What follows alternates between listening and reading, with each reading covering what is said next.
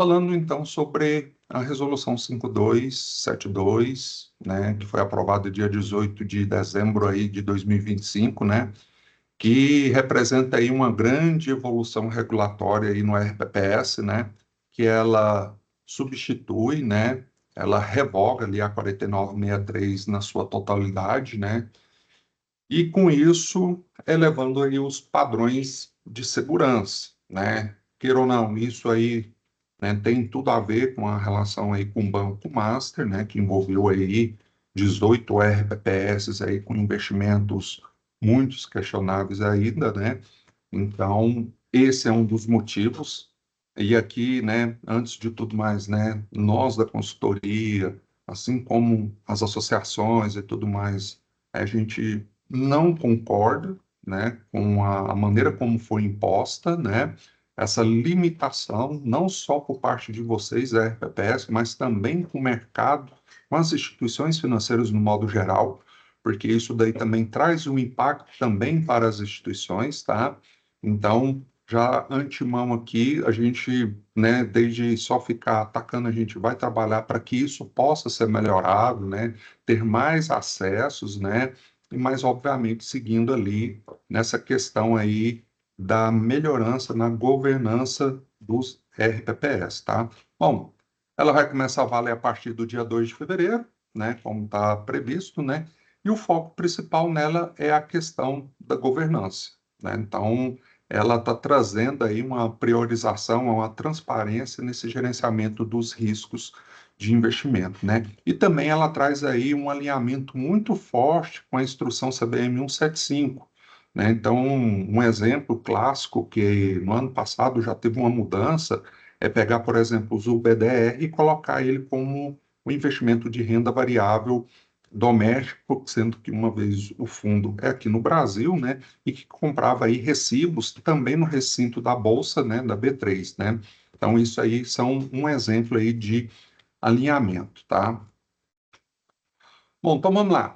Então os pilares, né, da resolução. Nós temos aí a questão da segurança e rentabilidade, né, com foco aí absoluto aí para buscar esse equilíbrio atuarial, apesar que das restrições impostas, principalmente que não tem progestão, né, ou nível 1, isso, queira ou não, pode ser questionado no médio e longo prazo, né, o não cumprimento da meta atuarial e que com isso podendo contribuir para o desequilíbrio, né, então isso está sendo questionado, né, a prudência financeira, né, sobre a questão de concentrações e agora vindo aí com questões mais rigorosas por parte da emissão, concentração, né, também pelo fundo, né, para reduzir a exposição, né, aos riscos sistêmicos e de crédito.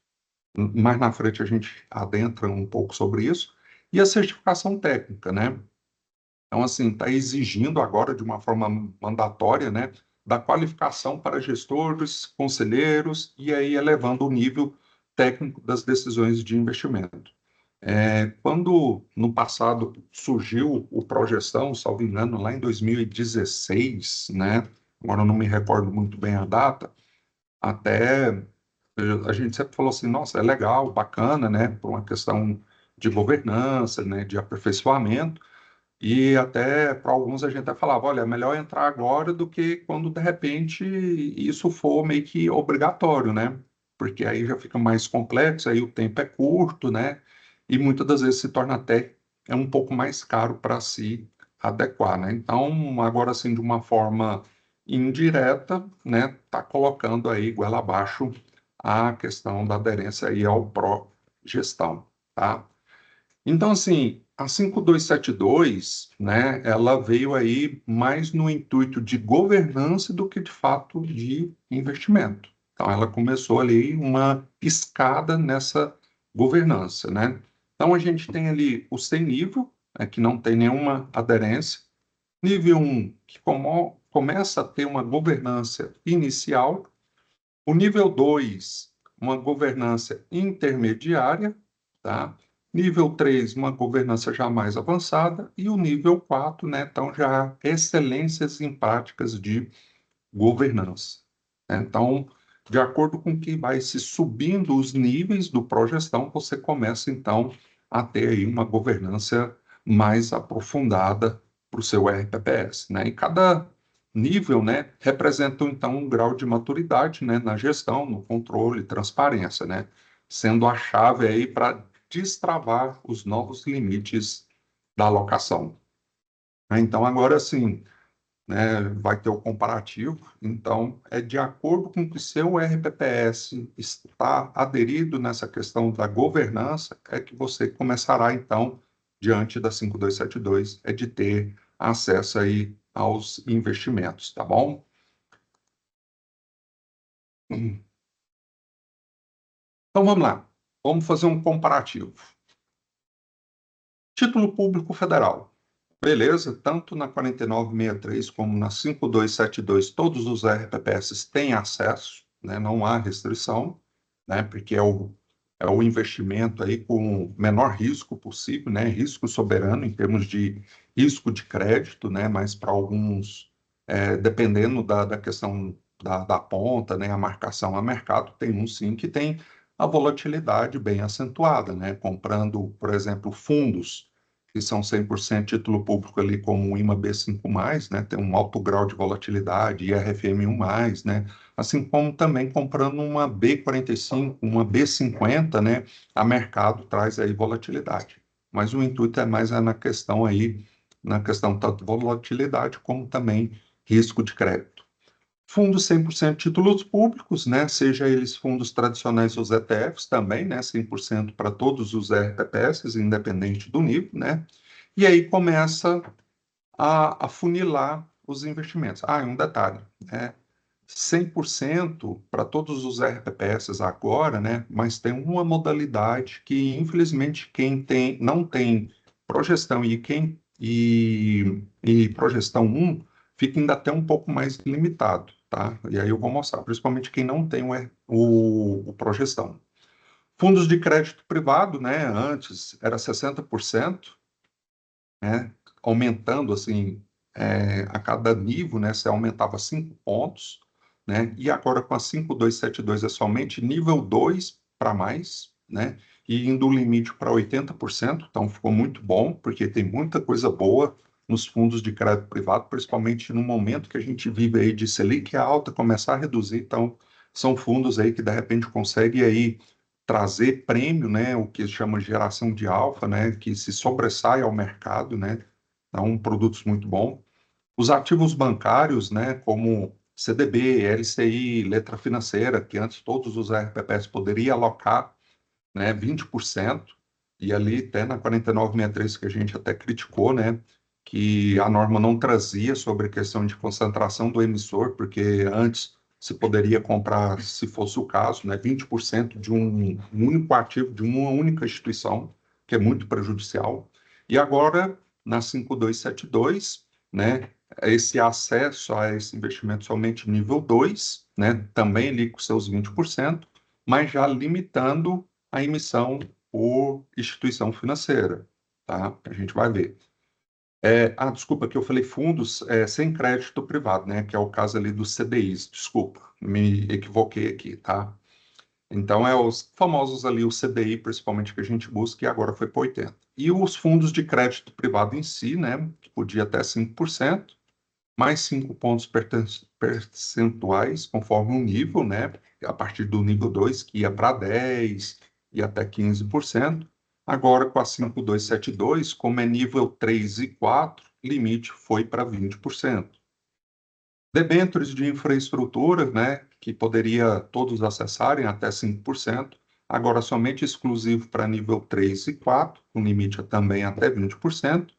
E os FDICs, né, também que era de 5%, né, agora somente para nível 4, aí, limitando em 20%, né? Então, assim, o FDIC, queira ou não, na renda fixa, é um produto assim um pouco melindroso, né, vamos dizer. Então, esse é somente nível 4, devido à sua complexidade de análise também, né, de investimento, tá?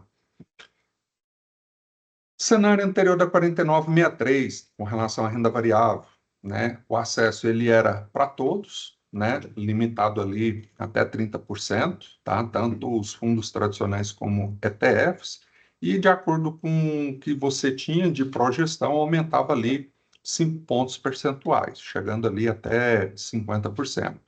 Agora, com a 5272, restringiu, né? Então, quem não tem, ou quem tem nível 1, não pode mais alocar, né? Somente nível 2, 3 e 4, tá bom?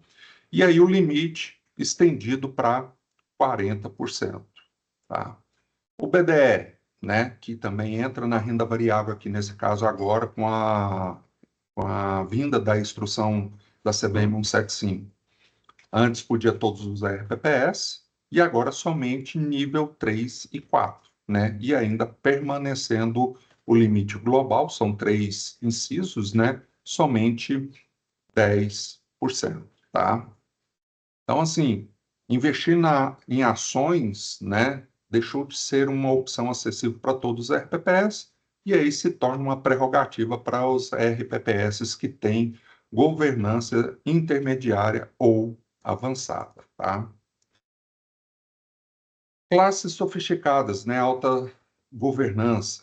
Os fundos estruturados, né, que entra multimercado, fundos imobiliários, exterior, FIAGro, FIP, mercados de acesso.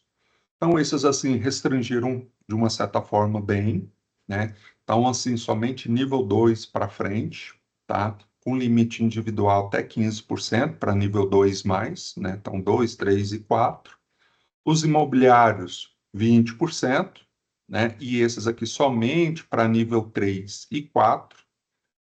Os limites no exterior, né? Que também era para todos os RPPS, agora somente nível 3 e 4, tá?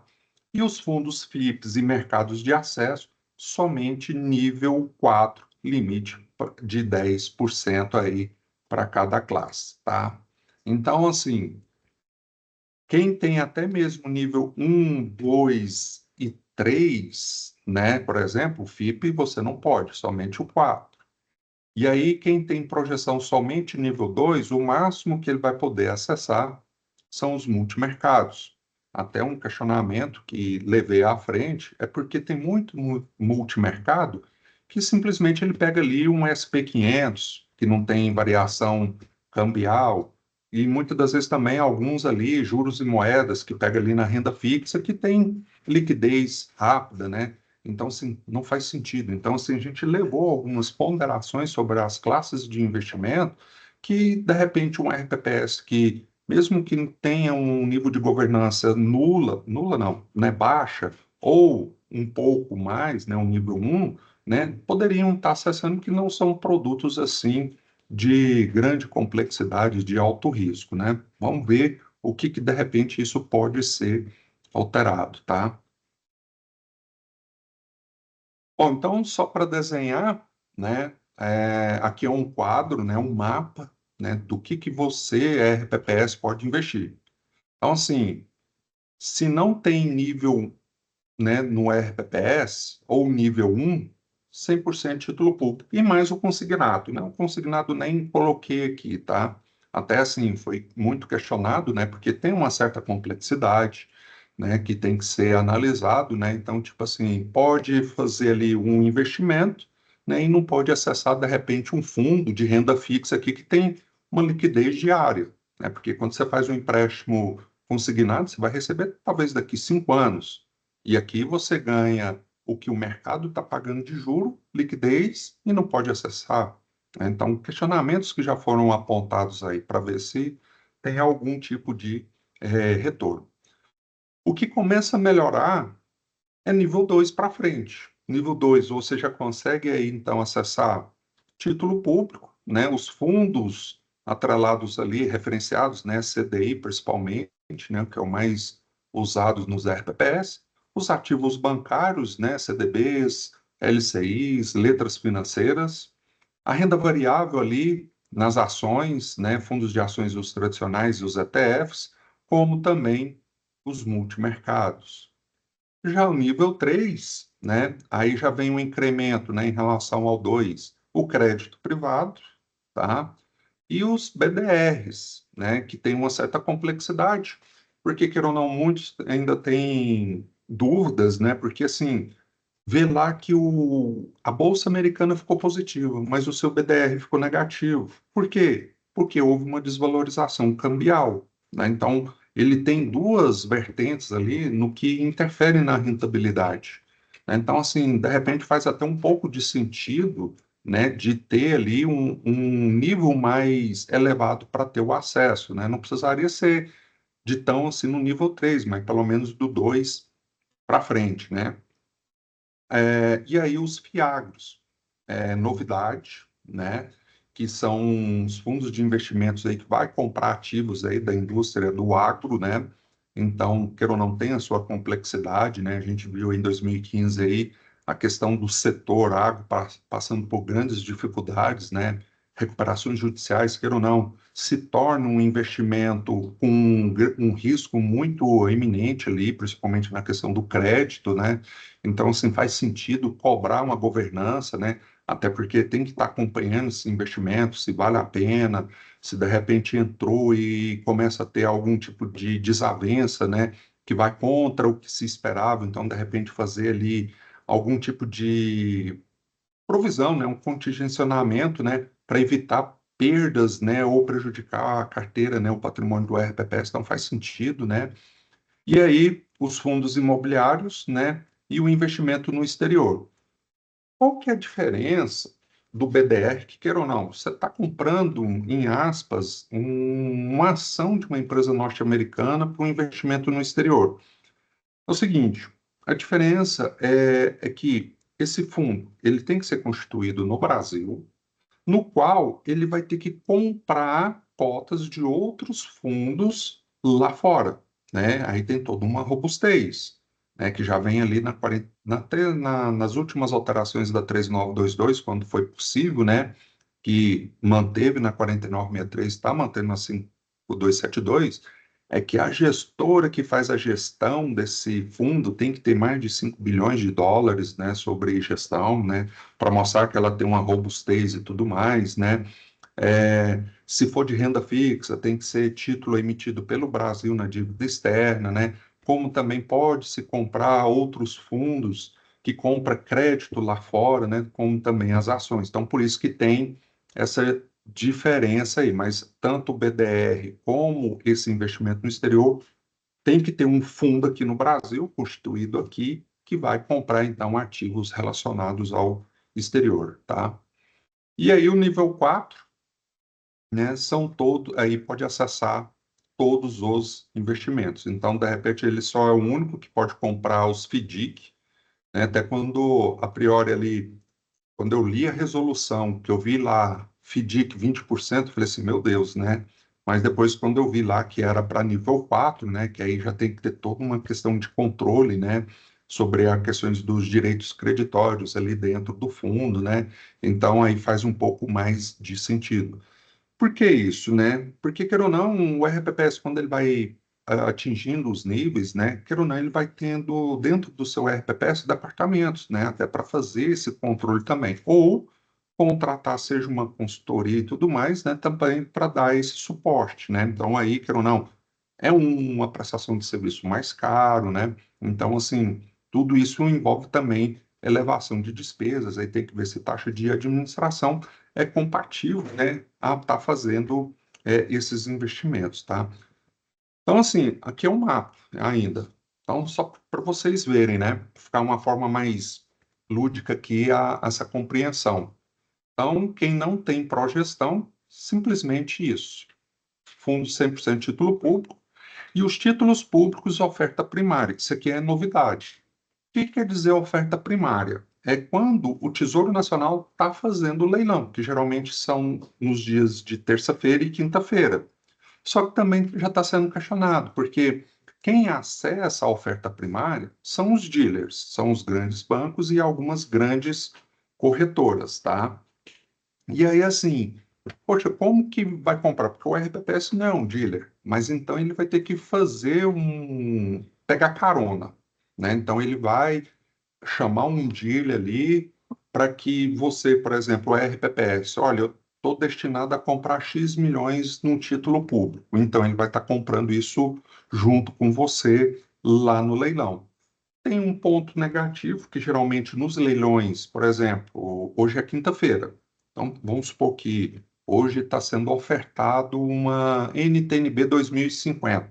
Talvez o RPPS não pode comprar esse 2050 por uma questão de levar o investimento até o final, né? Se ele quer marcar na curva, né? Então, de repente, você se limita. E outra, a questão do volume financeiro. Então, de repente, RPPS menores, né? Por exemplo, tem ali só 1 milhão. Talvez ele nem consiga comprar, porque tem um lote, né, de quantidade de títulos a ser comprado. Então, assim, aqui prejudica até o RPPS a comprar título público. Aí está falando de plataformas, né, contratação de plataformas para ter esse acesso. Então, geralmente isso tem custo, né, mas isso ainda está sendo muito questionado, né, para ver aí, então, como que vai desenhar isso daí, tá? E aí o consignado. Consignado, né, a novidade aí é que os municípios que têm CAPAG B poderá agora emprestar para o servidor efetivo, que anteriormente era somente A, poderia emprestar para os servidores efetivos. Aí, para os beneficiários do RPPS, tanto o A ou o B, já poderia estar fazendo esses empréstimos consignados, né? Mas o limite ainda é de 5%. E aí o que muda para o nível 1 é que, de repente, você pode comprar o título público por intermediação. É o que muitos dos RPPS fizeram, que é o quê? Quero comprar um NTNB para 2030, né? Então eu quero uma cotação amanhã e eu quero receber a cotação até às 10 horas da manhã. Então você mandava um e-mail. Então era isso que poderia fazer. Só que agora, se não tem projeção, não pode. E aí um detalhe, né? Essa intermediação, ela vai ter que ter sigilo. Como assim? Lógico, a gente tenta ganhar mais. Então você programa lá. Ó, quero comprar uma NTNB 2030 amanhã às 10 horas. Aí as instituições mandam ali suas cotações. E aí o banco X está lá te pagando IPCA mais 7. Mas aí, de repente, você tem ali uma preferência por uma questão da conta corrente ser em determinada instituição, ou porque o dinheiro está no custódia tal. Você fala assim, "Ô, fulano, o banco X está com a proposta IPCA mais 7, você está com 6,90. Um exemplo. Você pode melhorar? Aí ele vai lá, melhora e pronto, ganha. Isso aí agora não poderá ocorrer. Então, assim, pede cotação para tal dia e tal hora, né? E deu aquela hora. Quem mandou, né? Mandou, quem não mandou, desconsidera. Ah, mandou 5 minutos depois, desconsidera. Então, mandou ali. Ah, quem foi que ganhou? Ah, a instituição Y. Então, você vai fechar a ordem de compra, então, desse título público com ele. Não poderá barganhar outras taxas, tá? E tem que ter o sigilo, fazer a documentação. Quer ou não, né? Vocês que são nossos clientes, quem operou título público, a gente fazer todo um documento, né? Para evidenciar isso daí, tá? E aí o consignado, né, ele sai de 5 para 10%. Aí o nível 2 da mesma forma, só que aí entra a operação compromissada, tá? Os fundos de renda fixa, né, tanto fundos tradicionais como os ETF os títulos, né, de instituições financeiras, né, letra financeira, CDB e tudo mais, tá? E mais a renda variável, né? Tanto a questão fundos tradicionais, ETF, né, e o multimercado e o consignado ali 10%. Então, assim, até já para quem já está no processo, né, de projeção, né, muitos ali falando, não, vou pôr o nível 1, né, depois eu vejo o 2, o 3 e o 4. Vou ser bem sincero, né, como diz, uma opinião, mas obviamente que cada um tem que ver a possibilidade, né, se consegue aderir ou não. Então, você que já está nesse processo de projeção ou que vai entrar, já tenta mirar no máximo, né, no mínimo, né, desculpa, nível 2. Porque o nível 1 não vai te trazer muita coisa, né? Simplesmente só vai te dar uma abertura a mais aqui para cotar título público via balcão, intermediação, e seu consignado ir para 10%. Muitos nem têm interesse de fazer o consignado, uma questão de estrutura e tudo mais, né? Então, não faria assim, não, traria diversificação a mais aí para sua carteira. Já o nível 2, sim, porque você tem os fundos referenciados, né, que era o terceiro A, tá? E agora ele fica sendo o quinto, tá? Mas ainda aqui, quinto aqui, né? O terceiro A era da resolução anterior, né? Então, você poderia ter o acesso como os ativos de banco, renda variável, multimercado, tá? Então, você começa a ter aí um pouco mais de diversificação. Então, nível 3, né? Aí o que que entra? Crédito privado, até o limite de 20%, os fundos de debêntures de infraestrutura. Até eu quero fazer uma rodada de novo com as instituições, porque quando isso aqui surgiu, muitas instituições não faziam muito sentido para eles. Porque o que tem aqui de debêntures, muitas das vezes está aqui. Aqui faz mais sentido, principalmente para nós, pessoas físicas, que a gente teria isenção do imposto de renda. E o RPPS não tem. Então, praticamente, ele teria dois fundos com praticamente os mesmos ativos, né? Vamos ver, né, agora, para uma questão de ESG, né, que está entrando nessa resolução 5272, né? Assim, até não vou muito aprofundar nessa questão aí das políticas, né, de investimento aí, sociais, né? Mas, assim, talvez vai começar a fazer sentido, talvez agora algumas instituições terão interesse aí de estar aprofundando nesse segmento, tá, de infraestrutura.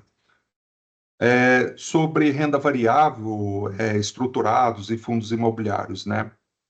Então, assim, aí no nível 3, né, já entra o FIAG, né? Vamos ver como que vai ser, e os fundos imobiliários. E aí no exterior, como eu falei, né, a dívida externa, né, renda fixa, tá? Os fundos, né, que aqui no Brasil compra cotas de outros fundos que investem no mínimo 40% ou mais para investidor qualificado, tá? E outros, novidade, novo, né? São fundos aqui no Brasil que compram mais de 20% no exterior para investidores geral. Até fiz uma crítica e falei, não faz sentido. Porque se ele vai comprar mais de 20%, né, ele pode estar comprando 40%, que se iguala a esse. E ele é investidor geral, ou seja, qualquer investidor poderia comprar. Mas até um parágrafo à frente fala que mesmo ele sendo para investidor geral, tem que ser nível 3 para frente. Ou seja, tem que ser um qualificado. Não fez sentido, tá? E aí, o nível 4 são todos eles, tá? Então, aí entra aí a questão do FIP, tá? Então, sim, é um fundo com certa complexidade, porque são fundos que está comprando ali empresas, né? Entrando no quadro societário, ajudando na administração e gestão para que ela cresça, traz bons resultados e vende ali com uma grande valorização, tá? Então, é um fundo aí que exige muita diligência aí para estar acompanhando, tá bom? E sobre limites de concentração, aqui está sendo muito questionado, né? Então, por exemplo, no mesmo fundo, né, igual os fundos referenciados, a gente podia investir no máximo 20. Então, a gente tinha ali o fundo CDI, né, de alta liquidez, né, Caixa, Banco Brasil, Itaú, Bradesco, limite 60. Mas a gente poderia comprar no máximo 3, com 20% em cada um, em relação ao seu patrimônio, né? Aí se tornaria os 30%. Beleza. Estar mantendo da mesma forma, né? E fazendo alinhamento aí com a resolução 175 lá da CVM, né? Para trazer, assim, uma maior clareza estrutural nessas cotas de classes de fundo, né?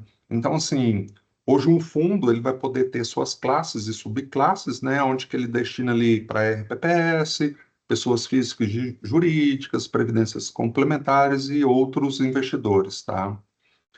Mesmo emissor, antes, na 4963, não havia especificação sobre isso. Eu vou adentrar aqui um pouco mais. Só que agora na 5272 é o seguinte: eu posso investir no máximo num fundo de investimento, né? Por exemplo, lá do CDI, aonde os ativos ali, CDBs, letras financeiras, LCI, sejam emitidos por bancos S1, S2. Olha a complexidade. Como que eu vou monitorar uma carteira de um fundo de investimento se ali eu tenho é, títulos emitidos por um banco S1, S2 e somar todo ele para dar 5%, sendo que muitas das vezes a carteira ela é ocultada por até 6 meses, por uma questão de proteção intelectual da estratégia da gestão do fundo. E de repente, assim, hoje o banco, né, o fundo, tem lá, vamos supor, X% de S1. Amanhã ele já não tem. Ou ele tem mais, ou ele tem menos. Então, assim, acompanhar essa concentração é praticamente impossível, né? Então, assim, foi apontado, né? Então, isso daí vai ainda ter muita reviravolta, né? Ou até 2,5%, né? Se for bancos ali, S3 até S5. E aí também um detalhe, se você vai lá, compra uma letra financeira do banco A, né? E esse banco A, vamos supor que você comprou 5%. Então, um outro fundo não pode ter ativos desse banco, porque vai ultrapassar os 5% se ele for S1, S2. Então, veja a complexidade. Então, uma mensagem que eu mandei é assim, beleza, eu vou olhar esses 5% sobre a carteira, né? Por exemplo, lá no fundo tem lá o CDB do banco A, mais 5%. Se eu comprei o ativo direto também 5%, eu teria 10%, né? Então, na teoria, estaria desenquadrado. Ou, no fundo, eu vou comprar de acordo com a minha participação, né? Que no fundo tem 5%, mas a minha participação é 0,00 alguma coisa, e aí? É sobre um ou outro, né? Então, queira ou não, a norma interpreta-se dessa forma. Pode ser pela carteira geral do fundo ou pela sua representação lá no fundo. Então, imagina a complexidade, tá? Participação no fundo, né? Então, assim, tirando fundos, título público e FDIC, principalmente, você pode se tornar sócio, vamos se dizer, até 15% do PL do fundo. Então, se o fundo lá tem um PL de 100 milhões, você poderia estar colocando até 150 milhões lá dentro, tá? Então, obviamente, quando a gente vai fazer esse investimento, né, que a gente orienta tudo mais, a gente olha tudo isso para que, de repente, se vai entrar num fundo que está nascendo ou é de uma gestora independente, mas com PL muito baixo, é olhar também isso daí, porque, de repente, o RPPS tem um volume considerável e está entrando num fundo pequeno, e vamos supor, a norma permite sobre o seu patrimônio ter ali 5%, mas esse 5% no montante financeiro lá dentro ultrapassa esses 15%, então você não pode investir, você tem que colocar menor, tá? Então, isso já tinha antes, né? Mas aqui é só fazendo um adendo, né? Agora, a diferença para a CIPO 272 é que vai ser de acordo pela classe. Como assim classe? Porque eu vou ter o fundo mãe e aí eu tenho aquelas diversificações, né? Classe para RPPS, pessoas físicas e jurídicas, seguradoras e etc. Então, tem que olhar para cada classe, que até então, antes, na 4963, eu olhava o fundo principal, tá bom? Total de RPPS no fundo, não tinha uma regra específica, né? E aqui, no máximo, 50% PL do fundo. Isso aqui compra briga com todos os bancos, inclusive os grandes, que têm participação dos RPPS, que é Caixa e Banco do Brasil. Vou pegar aqui um exemplo prático. Não é propaganda para investimento, tá? Mas vamos supor, Banco do Brasil, lá o BB Perfil, tem lá 1 bilhão. Ele é um fundo exclusivo para RPPS. Então, ele tem 1 bilhão. Então, pela regra 5272, o Banco do Brasil tem um puta de um problema. Ou ele vai ter que arranjar desse 1 bilhão, a metade dele, né? Tipo, aumentar onde que esse 1 bilhão, ele tem que aumentar mais 1 bilhão de pessoas físicas, jurídicas, etc. e tal, para que a representação dos RPPS fique no máximo 50%. Senão o fundo está desenquadrado e aí o RPPS terá que desinvestir desse produto. Ou o banco coloca dinheiro próprio lá. Enfim, é um problema do banco. Então, assim, tem muitos bancos que eles fazem fundos exclusivos para os RPPS. né? Então, assim, isso aí, a próprias instituições já estão batendo lá na porta lá no Ministério da Fazenda, né? Para justamente conversar a respeito disso, porque isso daí traz também impactos. Então, assim, a 5272 não limita só o RPPS, mas também está limitando os grandes bancos, né? Mesma hora que favorece um pouco, né, de concentrar um pouco mais nos grandes bancos, S1, S2, né, mas também traz problemas para eles, que de repente aí vai trazer aí muitos questionamentos, tá? Então, assim, a regulamentação, ela vai exigir muito mais um monitoramento contínuo, tá? Sobre esses limites de concentração. E assim, eu falo, se um RPPS, de repente, não tem ferramentas, igual nós temos ali sistemas, até para o sistema fazer isso é muito complexo. E ele não pode ter 100% ali de assertividade. Por quê? Vamos supor, eu estou com um fundo que, de repente, o Itaú foi lá, CDB Itaú. Aí ele vai emitir um outro CDB, aí ele muda a nomenclatura. CDB Itaú Unibanco. Então, como que eu vou atrelar isso daí? Porque não existe como ainda atrelar somente pelo nome. Mas se ele muda o nome e desconfigura um pouco, isso vai ficar difícil de rastreabilizar, né? E sem falar aquilo que eu falei, a carteira do fundo ela pode ficar oculta por 6 meses. E outra, hoje eu tenho uma certa concentração, amanhã eu não tenho. Então, assim, se torna isso muito complexo mesmo. Então, é um ponto aí para ser que está sendo questionado e debater, tá? As vedações, né? Lógico, que mais é um reforço, mas assim, não pode investir em ativos virtuais, seja direta ou indireta, né? Então, nos criptoativos, nos tokens, enfim, não pode. Por que esse reforço? Pelo seguinte, até quando surgiu o primeiro fundo do Bitcoin, houve até uma consulta no GESCOM falando assim: olha, de acordo com o artigo 8º, né, o RPPS pode investir em renda variável em ETF e tal.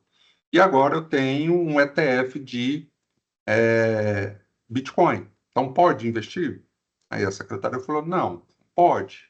Por quê? Tá certo que ETF é um veículo de investimento, mas você tem que olhar o ativo. E o ativo não faz parte do rol aí das resoluções, tanto 4963, também a antecedora 3922, como agora a nova 5272. Então, assim, a gente tem que olhar o ativo, tá?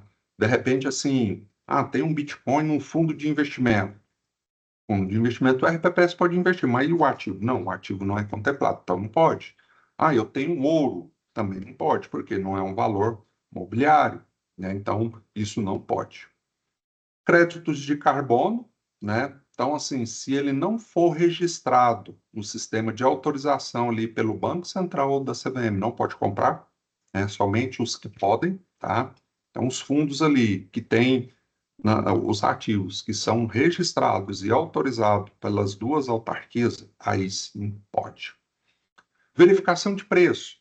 Realizar operações de investimento ou desinvestimento sem a devida verificação dos preços, conforme o artigo 22, é aquilo que eu falei. Então, assim, vai comprar um título público, uma letra financeira, tem que estar totalmente documentado. Por que você comprou essa letra financeira? Porque eu gosto do banco X. É errado, né? Então, tem que ter as justificações. E também, da mesma forma, o desinvestimento por algum motivo. Por que eu desinvesti antes do prazo? Não, porque a curva de juros começou a cair, então eu estou tendo um prêmio. Se eu fosse levar, era isso daí, então é mais vantajoso. Então tem que estar com isso daí, justamente assim, registrado, né? Então, assim, todo as nuances do investimento, principalmente ali os fundos que não são 100% título público, a gente vai ter que ter essa documentação, igual a gente já faz mesmo, né, os pareceres, e guardar ali registrado, porque numa auditoria, seja por Tribunal de Contas ou auditoria interna ali da própria Secretaria da Previdência e questionar, está aqui, né, todo o embasamento. Até a gente aqui da consultoria, né, vamos aperfeiçoar ainda mais os nossos pareceres, tá? Garantias e coobrigações, né? Então, prestar fianças, avalizar ou cobrigar-se de qualquer forma pelo RPPS. Então, assim, o RPPS, a prefeitura, né, vai querer colocar ali o RPPS como um aval, né, um fiador. Não pode, né, nunca pôde, mas trazendo aí à luz para quem nunca leu, né, ou desconhecia, tá aí que esse tipo de situação não pode, tá bom? E aí, para reforçar, né, ela reforça aí a proibição de investir em coins, né? Realizar day trade em qualquer ativo, ele até agora especifica mais isso, porque day trade é muito conhecido em ações, mas teria como fazer um day trade, por exemplo, com título público? Sim, tem como. Né? Eu vendo por exemplo, eu tenho uma B45 que tem uma taxa X e eu quero comprar por uma outra, né, para trocar taxas, né, e tudo no mesmo dia. Não pode. Aplicar em FDIC não padronizado, tá? Então também não pode. Mesmo vamos para um RPPS nível 4, que pode comprar FDIC, mas tem que ser FDIC padronizado. Os não padronizados não pode comprar, tá? Até essa questão do coin, quem é das mais antigas, né? Agora não me fugiu a memória o ano. Tinha a resolução principal que era 3922 e ela vinha ali com algumas alterações. Aí entrou uma certa resolução que permitiu o RPPS entrar em COI. Eu até desconheço se teve algum RPPS que fez esse investimento. Mas, assim, mal deu um ano, já veio uma nova resolução, né, já proibindo o COI. Por quê? É um perigo iminente aqui do COI, tá? Principalmente quem quer fazer coisa errada, tá? Para ser bem sincero. Porque é um dinheiro que você põe, de repente, você não tem mais nada, né? Então, isso daí é proibido, tá? Implicações estratégicas e os próximos passos, tá? Para os gestores de RPPS, autoavaliação imediata, identificar qual que é o nível atual de aderência e mapear os gaps para o próximo nível do Progestão. Então, é aquilo que eu falei para vocês, né? Você aí, né, está num processo de adequar a um nível do progestão. Vamos supor que você está mirando um. Mas do 1 para o 2, talvez está faltando pouca coisa, então tente ir para o nível 2. Ou você está no 2, quer ir para o 3, mas de repente para você ir para o 4 está faltando também poucas coisas. Então, assim, procure mapear, né, o que você tem no seu RPPS, para o nível do projeção, o que você tem que ter e o que é a diferença, porque de repente você saltar já de agora, para quem não tem projeção, de ir para o 2, muito fácil. Talvez a diferença ali está em duas situações, um exemplo hipotético, que a gente viu isso. O RPPS, quando começou, não vou fazer nível 1.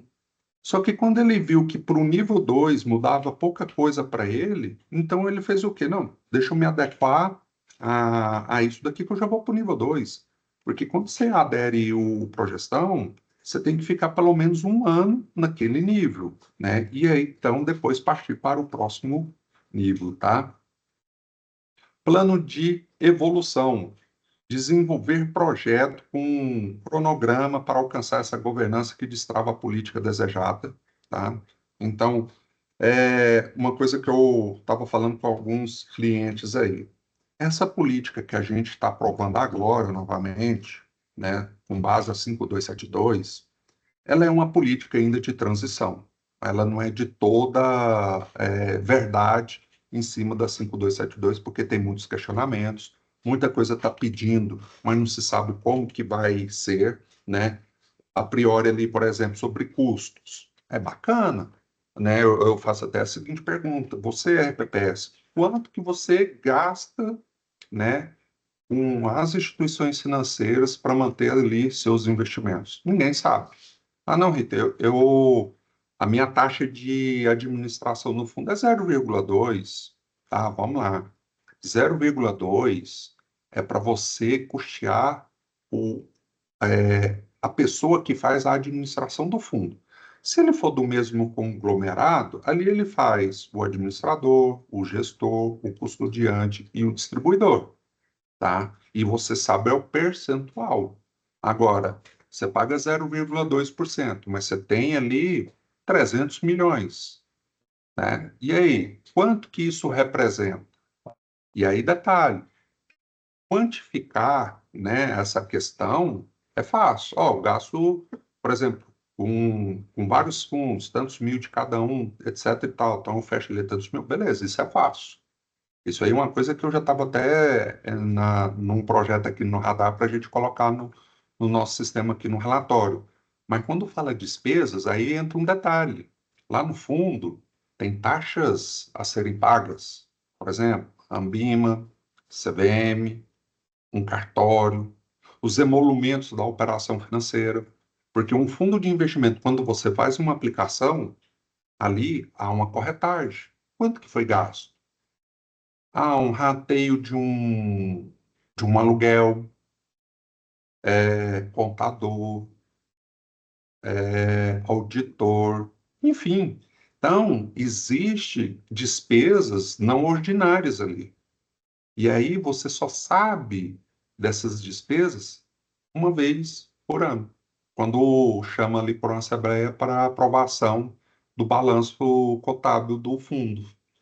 E aí a norma quer isso a cada, pelo menos, trimestralmente. Então, pela norma, pela interpretação, não tem como, né? Então, assim, vai vir ali, eu não sei quem assistiu a TV Abipen, né? A secretaria mesmo está falando, olha, de acordo com o que é dentro da nossa atuação, a gente vai emitir portaria dando um prazo maior ou tal, mas ela não pode ir contra, né? Então, igual, para enviar nova DEPIN, novo prazo, até dia 1º agora, tem que estar com a DEPIN aprovada, e até abril tem que estar enviada ela ao CADPREV, que é o prazo para eles adequarem também o sistema até para receber com esses novos limites de acordo com a sua certificação, né, ali no Progestão, né? Então, tem coisas ali na secretaria que ela vai ter que emitir portarias para a gente se adequar. Então, eu acredito que ainda esse ano, se manter mesmo a 5272, né, a gente, conforme for, vai ter que fazer uma outra alteração para acabar de adequar ali a 5272 de acordo com o que alguma situação hoje que não se sabe como fazer, e aí depois emite ali uma portaria, ó, tem que fazer assim, assim e tal, aí então adequar aquilo ali, tá? Então, é uma política ainda de transição. Não se assuste, de repente a gente tem que falar assim, ó, vai ser preciso novamente aprovar a DEPIN, igual a gente está fazendo de novo. Agora, o que que é a maior situação? É as alocações. Poxa, olha, aquilo, vamos supor, um RPPS que não tem progestão ou tem só um. Aí a gente aprovou lá os referenciados, um crédito privado, é, um multimercado, uma renda variável. A gente agora vai ter que pôr 100% título público. Então, a nossa maior preocupação na aprovação da política agora é as aderências, né? Até na questão da estrutura, a gente não precisou mexer tanto. Por quê? Quando ainda lá em 2023 para 2024, que tinha uma minuta da possibilidade de alteração da 4963, então ali já tinha algumas coisas que a gente já incrementou nessa política de 2025, né? Então, por exemplo, aqui uma coisa que eu lembro de cabeça é sobre contingência. Aqui na 5272 está pedindo uma contingência com relação a risco de mercado. Então, assim, o mercado oscila tanto, né? O que que você vai fazer? Então, a gente colocou isso, né? Já antes da 52 sair, a gente já tinha isso. Mas a gente também foi além. Colocou sobre risco de mercado, risco de crédito, sobre problemas de terceirização, sobre questão de suborno e tudo mais, né? A gente, acho que, se eu não me engano, colocamos ali uns 5 itens sobre contingência.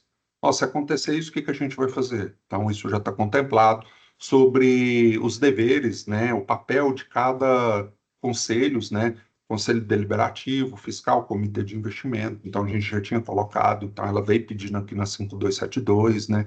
Então, assim, na estrutura da política não mudou muita coisa, não. Foram algumas coisas lá que a gente foi lá, deu uma incrementada, né? Atualizamos o cenário econômico, mas as projeções praticamente ficaram as mesmas coisas. O mais impactante agora, nessa primeira fase, foi as alocações. E aí, sobre as alocações, eita, eu não tenho progestão ou eu tenho nível um, que são os mais sensíveis nessa mudança. Eu tenho renda variável, eu tenho crédito privado. Eu vou ter que mudar a minha carteira a partir de fevereiro? Não, não se preocupa, não precisa fazer isso agora. A gente tem 2 anos. Nesses 2 anos, muita coisa pode acontecer. A 5272 pode ser alterada, essa, a questão dos acessos aos investimentos pode ser mudado, tá? Até lá também você aderiu ali um progestão que de repente já contempla esses segmentos, né? Então, por isso que tem-se o prazo de 2 anos.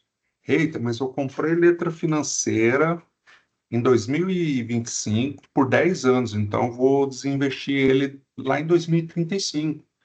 E a norma fala ali de 2 anos para adequação. O que que eu vou fazer? Nada, porque ela até mesmo fala lá na 5272.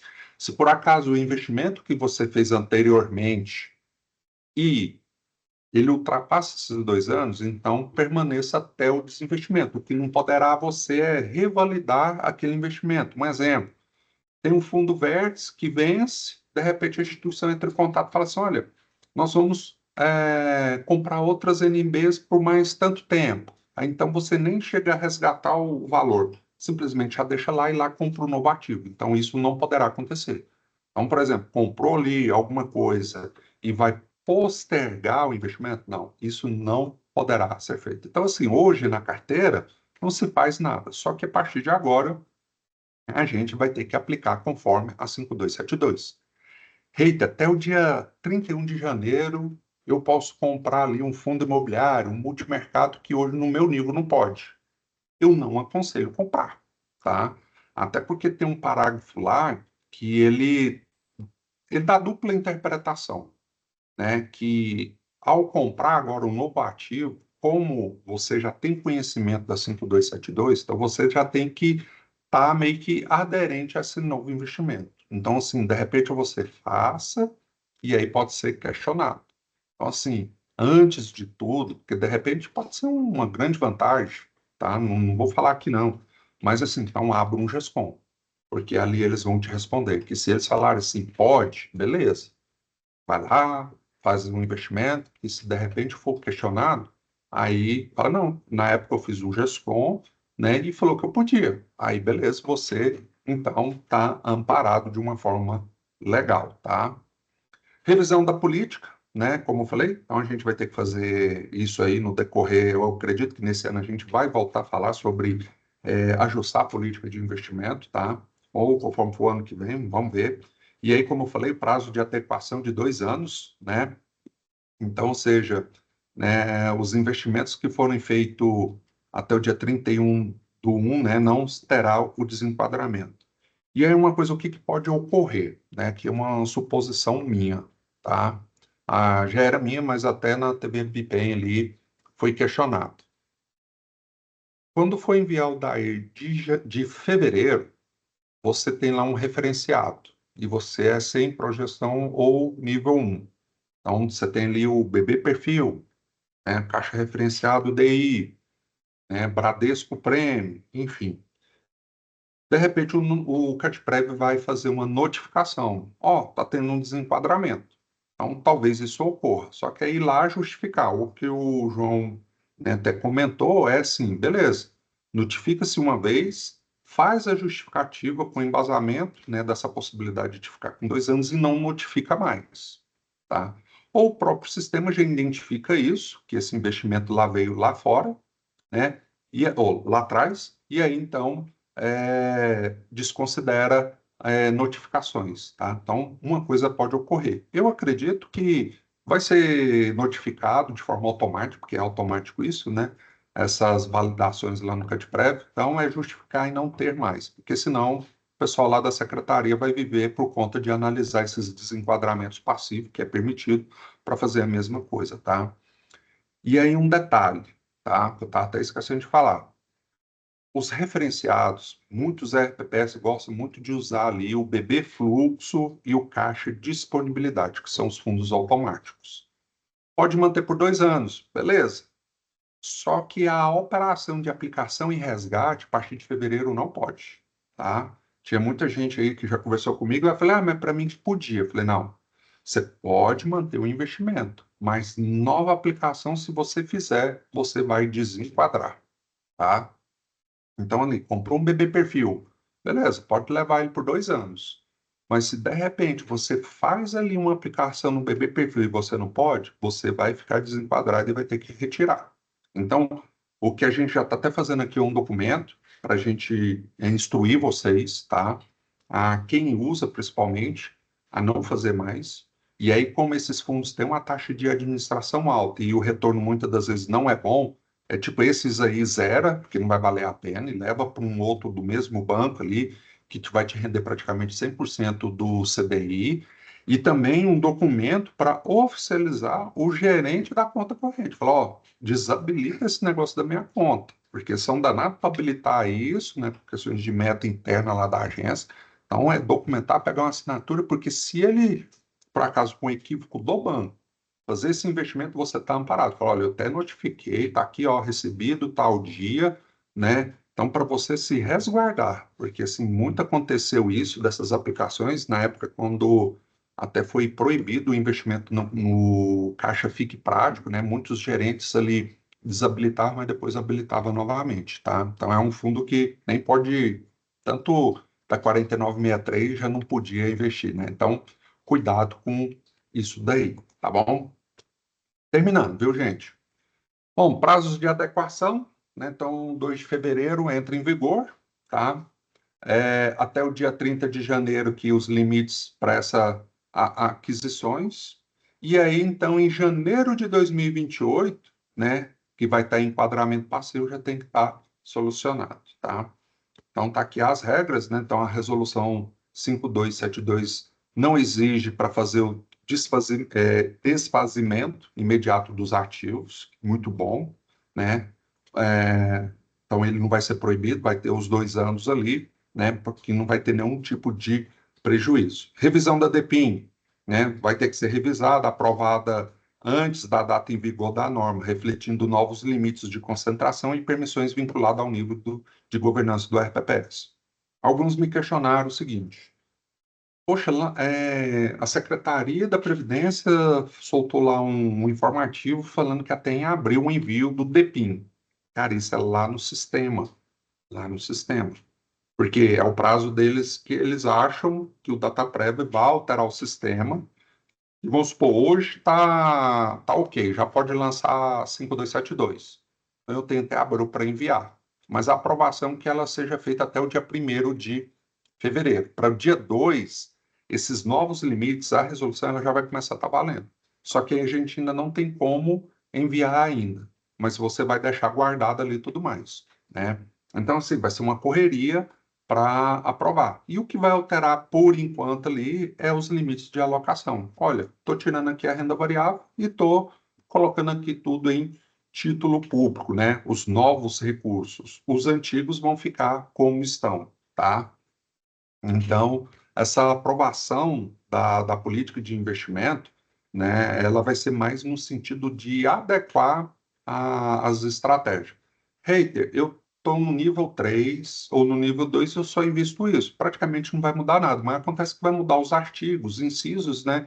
Então é só fazer esses ajustes aí, porque estava olhando ali o nível de aderência da política que a gente fez ali da 4963 com a 72, praticamente foi aí 90%, né? Umas questões ali da questão de custos, a questão de credenciamento, que a gente vai ter que aperfeiçoar mais, e como o prazo está muito curto, não tem muito o que se colocar ainda, apesar que a gente colocou alguns conceitos e tudo mais, né? Mas depois vindo ali também por uma questão de execução mais clara, até também por eles, né? Porque tem uma parte lá do credenciamento lá que fica assim até um pouco complexo ali para fazer, igual para vocês terem ideia, né? Para acessar título público, né? A norma, quando falava lá sobre dealers, para mim, na minha cabeça, bancos e corretoras, tranquilo. Só que depois, até na TV Bipem, a secretaria se manifestou, não, somente pelos bancos S1 e S2. Não faz sentido. É prejudicial até para vocês. Porque hoje, quando a gente faz cotação, né, de título público, é 1% de todas as cotações que nós já fizemos aqui que uma instituição financeira ganha. Porque a corretora vai lá dar um IPCA mais 7. Você olha lá nos grandes bancos, dá lá um IPCA mais 6,7. Cara, essa diferença de 0,3, né, em cima de milhões, é muita coisa. Né? Então, assim, a priori, até essas corretoras que muitos estão acostumados a cotar, né, XP, BTG, BGC, enfim, a partir de janeiro não poderá, né? Salvo se vir um novo entendimento, né? Porque, assim, corretor, até onde eu conheço um pouco, né? Porque eu não falo que eu conheço o mercado, porque ele é muito extenso e é vivendo e aprendendo. Mas quando fala dealer, beleza, a corretora está lá, porque eu não vejo que corretoras entram nessa segmentação lá do Banco Central S1, S2. Até eu estava dando uma olhada lá sobre os termos, até quando eu li é sobre banco. Somente o banco pode ser classificado S1, S2, S3. Corretora não, a não ser que ela pertença a esse conglomerado. Ah, corretora do Itaú, beleza, S1. Ah, corretora do Banco Brasil e da Caixa, beleza, S1. Né? Mas assim, uma corretora independente, né? Não vou nem falar XP, porque ela também é banco e está na S1, S2, salvo engano, assim como o BTG, mas pegando ali BGC, pegando a Tulit, né? Uma outra que é uma dealer, né? Ela é internacional. Elas não têm esse segmento, mas enfim, vamos ver como que vai ser tratado isso daí, porque queira ou não, se de repente somente os bancos mesmo, S1 e S2 que poderão estar fazendo essa intermediação, o RPPS vai ficar prejudicado, né? Vai ficar prejudicado porque de repente o spread vai vir, vai diminuir a taxa e aí não vai poder aí usufruir muito bem, né? E sem falar que muitas das vezes algumas instituições ou alguns RPPS que mandam a cotação, né, para que o banco manda o retorno ali, quanto que ele oferta de taxas e tudo mais, muitas das vezes nem manda, né? Então fica assim até um pouco complicado isso daí, mas vamos ver o que que vai acontecer, tá? Bom, então nosso papel, né, fazer esses diagnósticos, né, a gente está aí agora imbuídos aí, né, para ver o que que é preciso ser feito, né, para esse novo enquadramento, né, para, óbvio, não ter problema tanto para vocês como para nós também, né, fazer essas revisões de DEPIN a cada movimento que se tiver, né, então a gente, como eu falei, não se assuste de repente, o consultor que te atende, que te fala assim, "Ó, nós vamos ter que fazer de novo uma aprovação da política de investimento para estar fazendo isso, né? Então não se assuste. Monitoramentos de risco, né? Beleza, a gente já vem fazendo isso, né? Principalmente sobre as questões de concentração e tudo, né? Agora o lance é sobre a concentração e análise dos créditos dos emissores, que eu falo, poxa, tem que ser Deus agora para fazer isso daí, mas vamos ver o que que eles vão também falar a respeito disso daí, tá?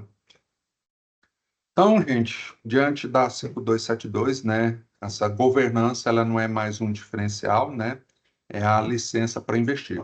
Então, muito que foi falado na Bipem é falar, olha, a 5272 não veio falando como você vai investir, mas é como você está enquadrado no Progestão, né, e aí sim como você vai investir, tá?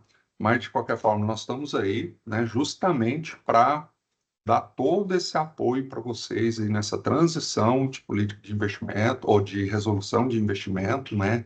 E obviamente com a política, né? Com relação a como vai ser tratada a sua carteira, né? Então cada consultor vai estar depois aí nas próximas reuniões debatendo isso daí, mas infelizmente quem não tem progestão ou quem tem o nível 1 vai ter que ficar agora ali com os títulos públicos, né? E aí, de acordo com que permanecendo a 5272 como está, é se aperfeiçoar no progestão, tá? Levando ali, tentando ir para o nível 2 e 3, né? Não é tão difícil assim. O 4 que é um pouco mais pesado, mas também não é uma coisa impossível de conseguir, né? E aí se adequando, tá? Então é isso, e assim também, né? Só para aqui agora a gente, né, ter tirando o slide, né? Então, a gente aí, né, mais uma vez aqui, A gente também não concorda muito com a 5272, engessou, não só para vocês da RPPS, mas também para as instituições, então isso aí não é bom para ninguém, tá? Mas assim, eu tenho um seguinte ditado: manda quem pode, obedece quem tem juízo. A gente não quer ser um fora da lei, então vamos seguindo, tá? Vamos trabalhando, não vai ser impossível de trabalhar. E aí as coisas vão acontecendo, vamos atualizar e tudo mais, tá? Então, assim, vou abrir aqui, quem quiser tá se pronunciando. Deixa eu pegar aqui o chat, deixa eu ver aqui agora, se tem alguma pergunta, que aí a gente começa por aqui e aí a gente vai liberando aí para estar conversando, tá? Só um momento, deixa eu olhar aqui. Sim, eu vou disponibilizar, tá, essas apresentações, vou converter aqui em PDF, vou mandar para todos vocês, pode ficar despreocupados, tá? Todo o material que a gente for tendo, gente, a gente vai estar mandando aí, e também ao contrário, né?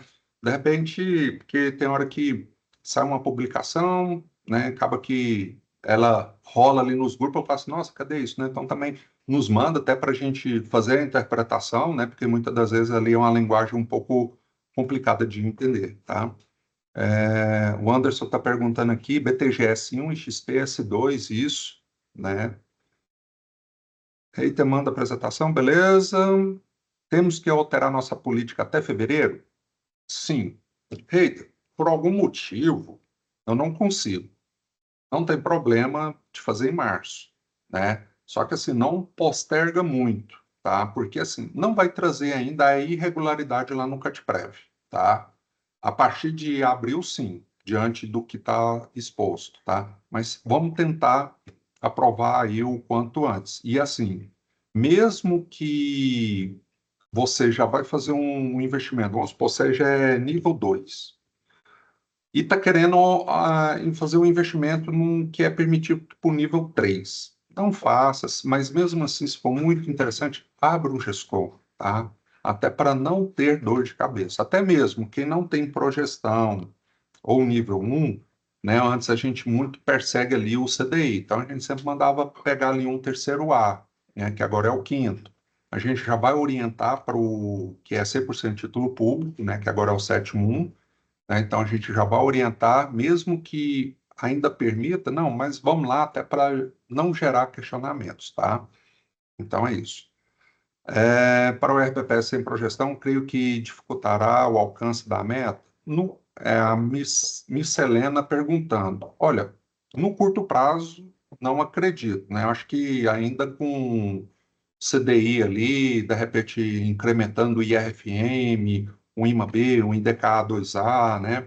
Eu acredito que é possível, sim, a gente conseguir meta atuarial aí esse ano, né? Óbvio, né? Vai depender de inflação, taxa de juros e tudo mais, mas acredito sim. Mas já falando de médio e longo prazo, por exemplo, Selic chegando a 6% ao ano e IPCA mais 3%, então, de repente, só para título público talvez não seja possível. Aí é vivendo cada vez, tá? Nilson falando aqui, resumindo então, quem não tem projeção, somente títulos públicos, sim. O que já está em carteira, beleza, mantém, tá?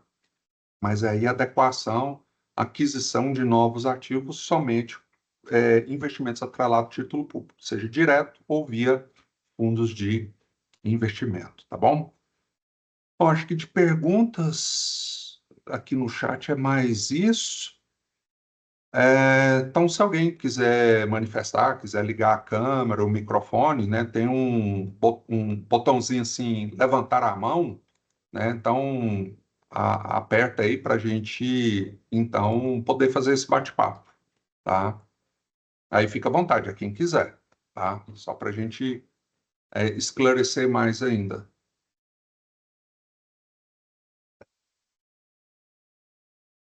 O microfone.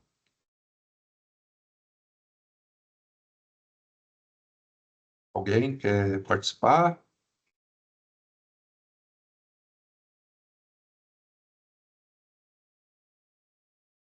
Se por acaso alguém não conseguir destravar o microfone, avisa aqui no chat e faz a pergunta aqui, viu? Eu não sei se agora o sistema, o Teams vai permitir destravar, mas eu acredito que sim. Ou manda no WhatsApp também aqui que a gente faz a leitura, tá?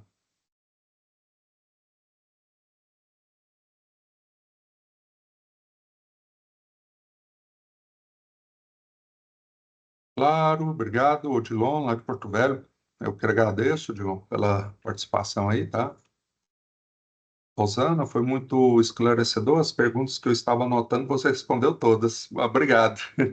A gente já veio assim, né? Quero não, é a dúvida de todo mundo. Só um momento aqui, peraí.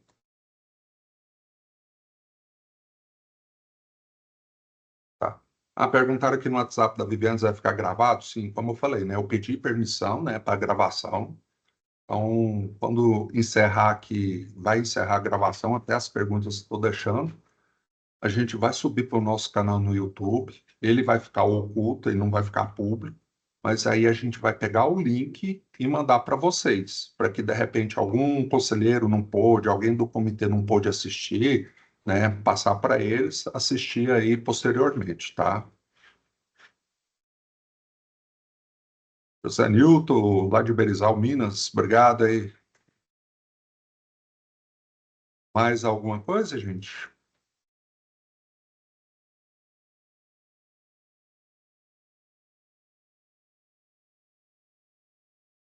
Deixa eu olhar aqui no meu WhatsApp aqui se tem também alguma coisa.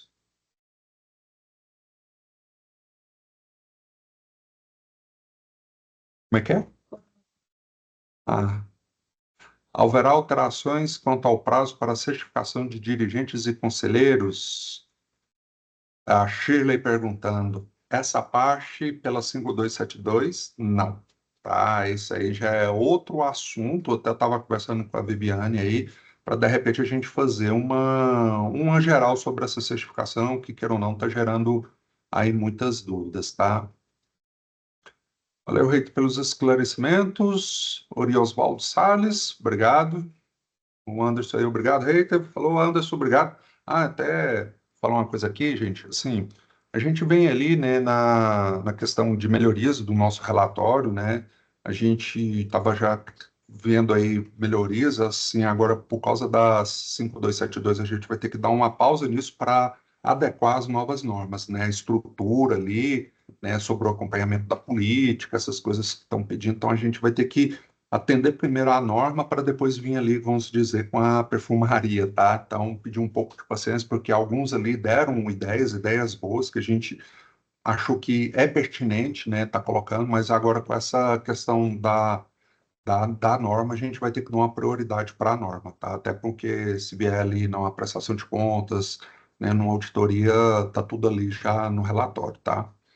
Fernando, ao meu ver, as orientações esclarecedoras ora proferidas por você, Rita, foram pertinentes. Obrigado, aqui de Bom Jardim. Procuramos sempre junto ao Lucas, né, para readaptarmos. Beleza. E assim, pode procurar seus consultores, né? A gente está aí imbuídos nessa questão, interpretação, né? E aí cada um vai estar orientando a cada um de vocês aí para fazer a coisa certa, tá?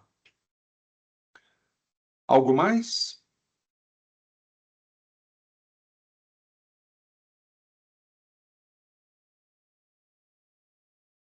Como diz, já estou quase fazendo igual o padre. Fale-se agora ou cale-se para sempre. Oi, Oi, quem está falando?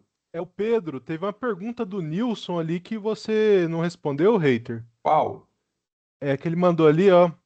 O que já está na carteira de investimentos poderá continuar após os 2 anos de transição? Não, vamos lá. Boa pergunta. Até 2 anos pode. Depois de 2 anos não poderá. Então, assim, imagina, você tem ali renda variável hoje. E por algum motivo não chega ao nível do progestão que contempla a renda variável. Durante 2 anos, ok, pode manter sem nenhum problema. Está vencendo os 2 anos, venceu os 2 anos, aí será obrigado a fazer o desinvestimento, porque senão você vai ficar desenquadrado, aí vai ter irregularidade, né, a consistência lá no DAIR, né, então o item vai ficar irregular, e aí quando for renovar CRP não será possível, e aí prejudica a prefeitura e todo o município. tá? Então, depois de 2 anos, aí tem que se adequar à norma, na íntegra. Se eu pulei, a equipe, se eu pulei alguma pergunta aí, faz igual o Pedro, manda aí.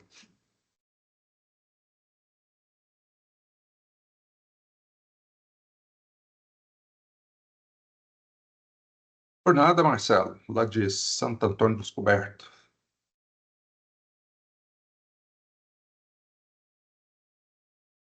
O Anderson perguntando aqui, qual que é o meu entendimento das novas chamadas de capital dos fundos estruturados já compromissados sobre a égide da Resolução 4963? Anderson, eu vou falar aqui com experiência quando entrou a lista exaustiva, tá? Ainda era 3922, tá? Não será possível, tá? Porque, quer ou não, eles entendem como um novo investimento, tá?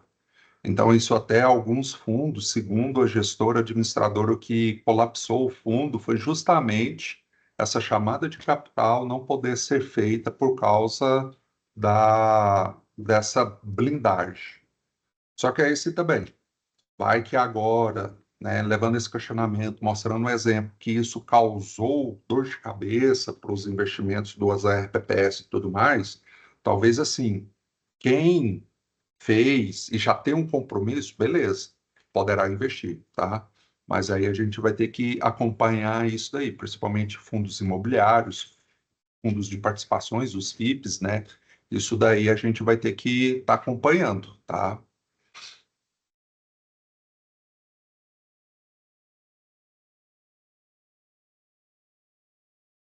Mais alguma?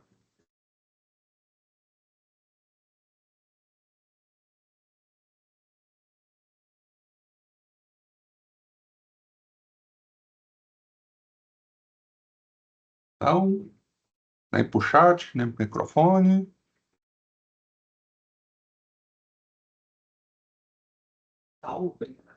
Bom, gente, então, obrigado aí a participação de todos, né? Essa paciência aí, né? Mais ou menos aí 1 hora e meia aí discutindo, tá? Vou deixar depois, vocês vão receber o link aí para passar para os demais do RPPS quem não pôde, tá? Lógico, dúvidas que você tiver, tem aí os consultores que te atendem, né? Tem eu também, né? Tem ali o e-mail ali para estar questionando também, então pode fazer por lá também, que aí dentro do possível a gente vai estar respondendo aí, deixando todo mundo aí ciente com essa nova resolução, tá bom? Muito obrigado pela participação de todos aí, a equipe aqui também da Sete Confiança aqui dando esse suporte aí, tá? Muito obrigado aí, boa tarde e até mais então.